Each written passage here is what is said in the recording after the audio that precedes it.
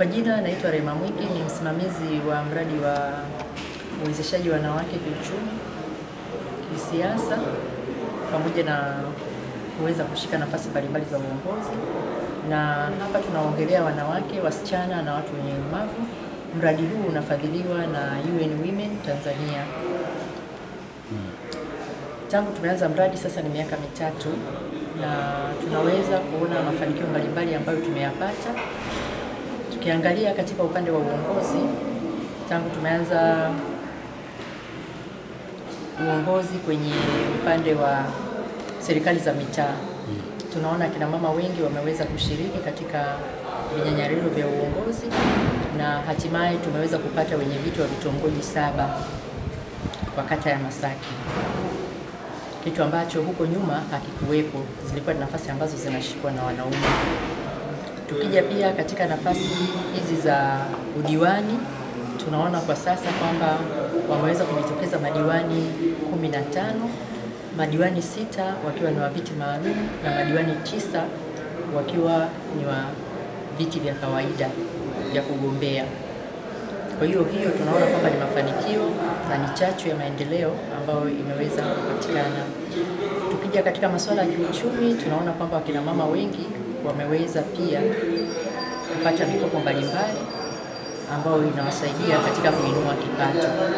Na mradi huu wa UN Women uko katika kata 3, kata ya Kisarawe, kata ya Masaki na kata ya Msimbu.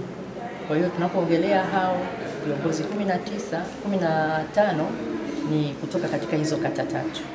Wa wanawake na uongozi WILA chini ya UN Women, natokea taasisi ya Tanzania Gender Networking Program, yani TGNP.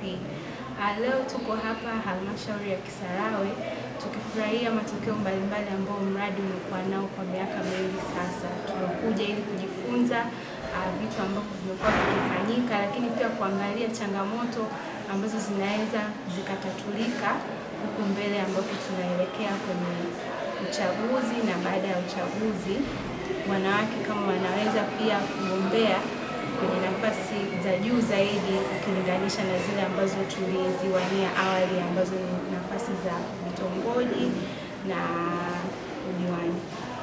Mungu, hali ya zamani ilikuwa mama zetu au wanawake kwa ujumla ilikuwa inawasumbua kwenye swala zima la uongozi. Walikuwa waoga, lakini sasa hivi tunashukuru Mungu wamejitokeza na pia wamepata uongozi wengi wao katika kata yetu ile Masaki.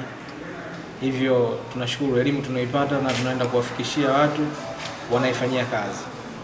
Sana kuwashukuru ili shirika la UN Women pamoja na TGNP, kwa sababu ni mashirika ambayo yametutengeneza na kutujenga. Yametujengea uwezo mkubwa wa kuweza kujitambua na kama mwanamke au kama wanawake. Tukatambua pia haki zetu, tukatambua kujiamini kwa ajili ya swala zima la kujihamasisha katika swala zima la uongozi. Hata pia kumiliki mali. Tulikuwa waoga, tulikuwa tuwezi kujitokeza katika mambo mbalimbali, hususan yale ya kuweza kugombea labda uongozi mbalimbali au kwa ajili ya kufanya jambo kwa ajili ya upatikanaji wa mali. Tulikuwa tunarudi nyuma, tulidhani kwamba mwanaume pekee ndio anaweza kumiliki mali, kitu ambacho kumbe tulikuwa tukitambui sivyo. Katika swala zima la umilikaji mali kumbe linatuhusu watu wote, isipokuwa ni elimu tulikuwa hatuna.